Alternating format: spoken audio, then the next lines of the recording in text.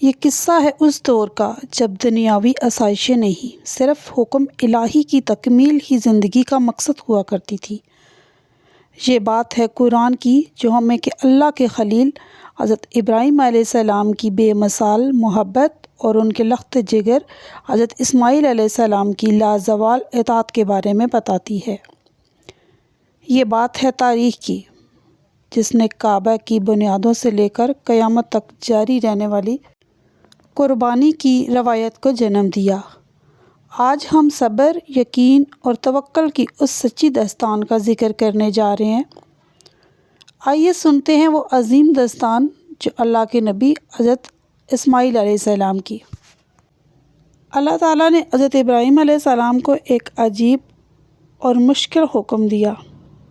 اپنی زوجہ حضرت ہاجرہ اور دودھ پیتے لخت جگر حضرت اسماعیل علیہ السلام کو لے کر شام سے مکہ کے لیے اور گرم میدان کی طرف سفر کریں۔ ذرا سوچئے، وہ میدان جہاں نہ کوئی دریا تھا، نہ کوئی درخت، نہ کوئی انسان، صرف سورج کی گرمی اور ریت کے ٹیلے۔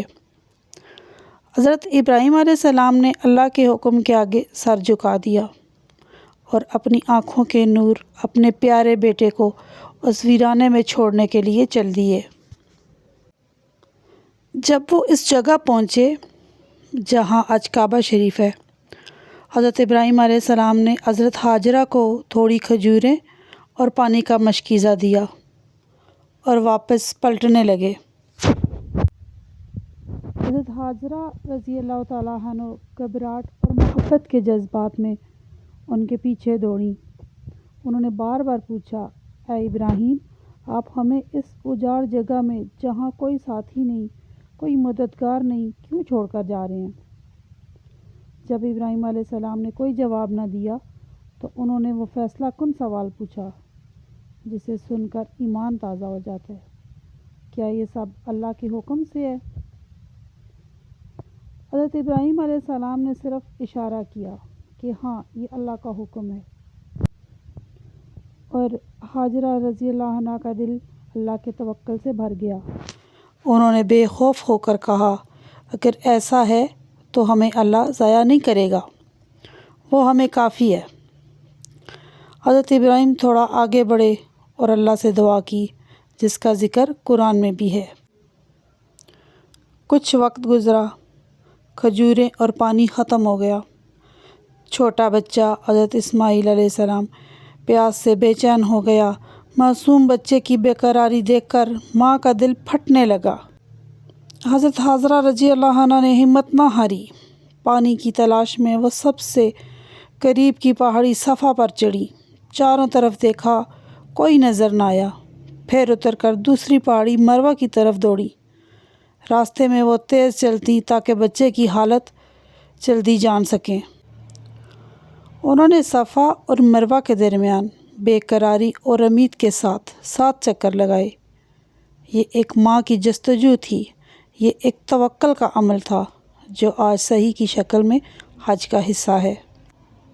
جب وہ آخری بار مروہ سے صفا کی طرف آئیں تو انہوں نے ایک عجیب منظر دیکھا۔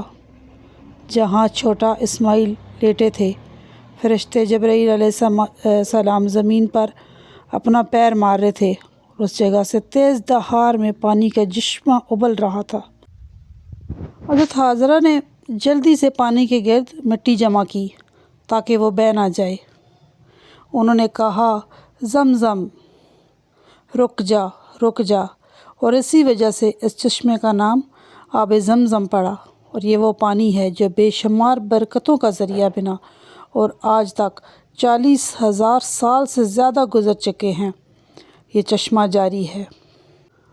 اور اس پانی کی وجہ سے قبیلہ جرہم وہاں آ کر آباد ہوا۔ حضرت اسماعیل علیہ السلام بڑے ہوئے، ان کی تعلیم و تربیت ہوئی اور وہ انہی کے بیچ ایک نبی کے طور پر قائم ہوئے۔ جب حضرت اسماعیل علیہ السلام بڑے ہو کر اپنے والد کے ساتھ کام کرنے لگے تو اللہ نے حضرت ابراہیم علیہ السلام کو تیسرا اور سب سے بڑا امتحان دیا۔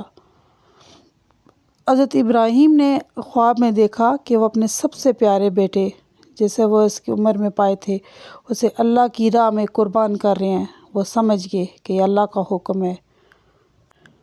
حضرت ابراہیم نے یہ بات دل پر پتھر رکھ کر اپنے بیٹے حضرت اسماعیل کے سامنے رکھی کہ اے میرے بیٹے، میں نے خواب میں دیکھا ہے کہ میں تمہیں ذبح کر رہا ہوں، اب تم دیکھو تمہاری کیا رائے ہے۔ اسماعیل علیہ السلام کی فرما برداری، اور یہاں ناظرین صبر اور اطاعت کی وہ مثال پیش آئی جو تاریخ میں نہیں ملتی۔ حضرت اسماعیل علیہ السلام نے ایک پل بھی نہیں سوچا اور فوراً جواب دیا، ابا جان، آپ وہی کیجئے جس کا آپ کو حکم ہوا ہے، انشاءاللہ آپ مجھے صبر کرنے والوں میں سے پائیں گے۔ اور شیطان کا دھوکہ، رمی۔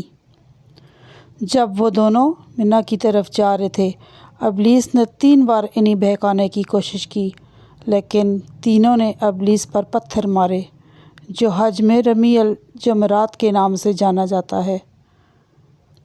جب وہ قربانی کے لیے تیار ہوئے، حضرت اسماعیل علیہ السلام نے کہا، آپ میری آنکھوں پر پٹی باندھ دیں تاکہ محبت آپ کو اللہ کے حکم سے روک نہ دے۔ حضرت ابراہیم علیہ السلام نے چھری چلائی تو اللہ کے حکم سے وہ چھری چلی ہی نہیں۔ غیب سے آواز آئی، اللہ تعالیٰ کو دونوں کی نیت اور اطاعت پسند آئی ہے۔ اللہ کی آواز آئی، اے ابراہیم، تم نے اپنا خواب سچ کر دکھایا، اور اللہ نے اسماعیل کے بدلے میں جنت سے ایک دمبے کا فدیہ بھیج دیا ہے۔ اس عظیم واقعے کے بعد حضرت ابراہیم اور حضرت اسماعیل علیہ السلام نے مل کر اللہ کے گھر کعبے کی بنیاد اٹھائی۔ یہ واقعہ ہمیں سکھاتا ہے کہ توکل، حضرت ہاجرہ کا توکل، جبکہ انہیں اجاڑ میدان میں چھوڑ دیا گیا، اور دوسرا سبق ہے اطاعت، حضرت اسماعیل علیہ السلام کی، کہ شرط فرما برداری جب ان کے سامنے موت تھی۔ اور تیسرا سبق ہے قربانی۔ یہ قربانی صرف جانور کی نہیں تھی، یہ قربانی اپنی خواہش اور اپنی آزادیت اور اللہ کی راہ میں قربانی کا نام ہے۔ اللہ تعالیٰ ہمیں بھی حضرت اسماعیل اور ان کے والد کی طرح مکمل صبر اور ایمان کی دولت عطا فرمائے۔ اگر آپ کو یہ ایمان افروز داستان پسند آئی ہو تو برائے مہربانی اس ویڈیو کو لائک کیجیے، اپنے دوستوں کے ساتھ شیئر کریں اور ہمارے چینل کو سبسکرائب ضرور کریں تاکہ آپ اس طرح کی اسلامی تاریخ اور واقعات سے جڑے رہیں۔ جزاک الخیر، آمین یا رب العالمین۔